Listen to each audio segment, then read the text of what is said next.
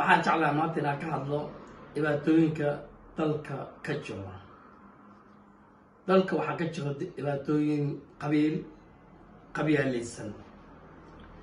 waxaa aad ugu xumahay dagaalada ka socdo dalka sida Walaweyn, sida Kismaayo agagaarkeeda, Galgaduud iyo meelo badan oo dalka ka mid ah dagaalo qabiil ayaa ka socdo. waana wax laga xumaadaa. waxaan tacsi u dirayaa shakhsi walba oo qofku waayay meeshaas, tacsi baa u dirayaa. waxaana baaq u jeedinayaa dadka is dagaalayo. 30 sano qabiil waa isku soo taagnay, 30 sano ayaa sii dilaynay, ilaa haddan wax laga faa'iido ma leh. haddii dagaalka qabiilka sii socday qabyaaladana 30 sano hadda soo socdana wax laga faa'iidaa ma jiro. marka waxaan ugu baaqayaa dadka dagaalamayo iyo dadka isku hubeynayo iyo dadka lacagta siinayo iyo dadka ka daba taaganba intaba in dagaalkaas la joojiyo. saa u ognahaba dowladihii hore oo la soo mooday iyo dowladda hadda jirtaba weliba fahmi muhiimka nabadda iyo muhiimka dowladnimada weli waxaan u malaynayaa inay wax ka harsan yihiin. aniga shakhsiyan waxaa qabaa in dowladii hore way ku falgarowday in qabiilkii qabyaaladda ay la dagaalanto. waxayna ku jirtay federalism inay isto keliya. dowladda haddana way ku falgarowday inay qabyaaladda iyo qabiilka ay la dagaasho. waxay ku jirtaa deen cafis wax la yiraahdo.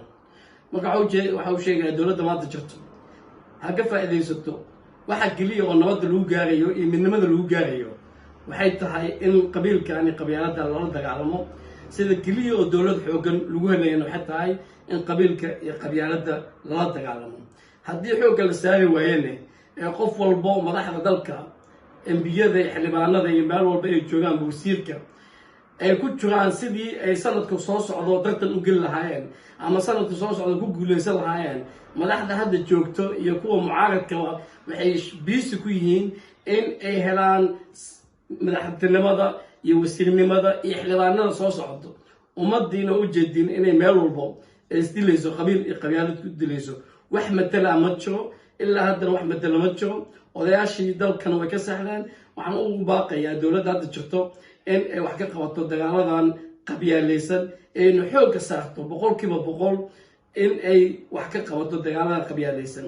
dowladda soo socotana qofku noqon doona ilaaha og, soo socotana waa in ay bayaankeeda iyo jadwalkeeda cadka kusoo darto qabiilka iyo qabyaaladda in ay noqoto waxa keliya oo xoogga la saaray ay noqoto waxa kaloo dhan meel la dhigo.